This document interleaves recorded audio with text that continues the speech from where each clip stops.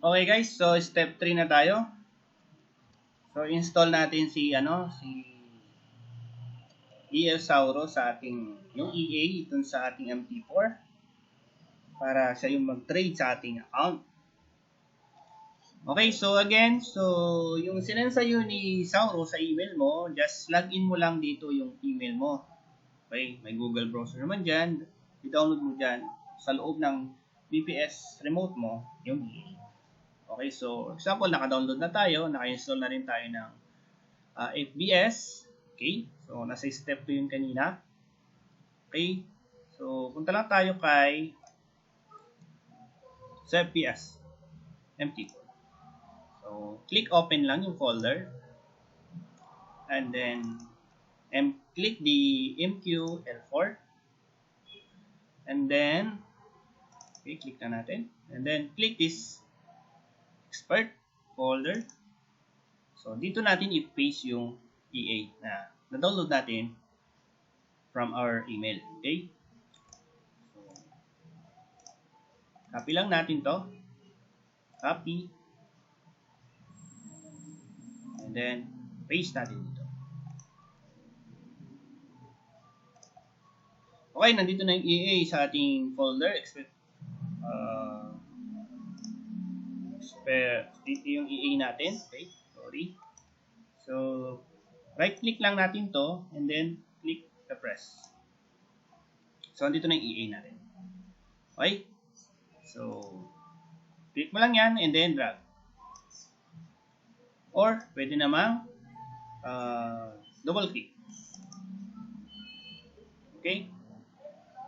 So, make sure lang naka-allow yung allow live trading. And then, dapat naka-allow to itong dapat green yan, okay?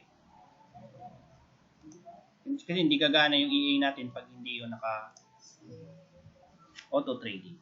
Dapat green yan, okay? Hindi siya red. So, right click lang natin, just try lang natin, remove natin ng konti. Okay, so kapag red yan, hindi yan mag-trade yung EA mo. Dapat before mo ilagay yung EA mo, i-click mo na ito, auto trade. Auto trade. And then double click and click allow live trading and then dito yung setting and dito yung mga input niya. So si Sauro, bibigyan kanya ng the best setting na profitable yung trade niya. So sa GC, nagbibigay din sila doon ng mga explore setting nila, yung mga profitable. Okay, so ang trade natin is from 8 AM lang hanggang 4 PM. Okay.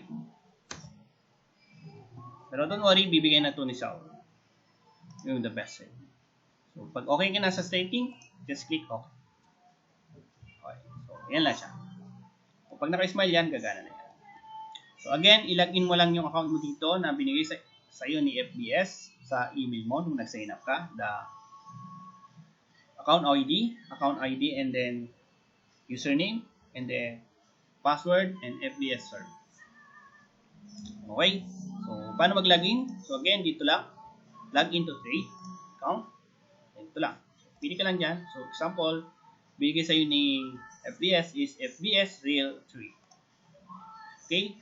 So, dito yung account ID mo. And then, dito yung password. So, kapag demo naman, click mo lang yung demo. Account ID, and then the password. So, ganun lang guys. So, thank you so much.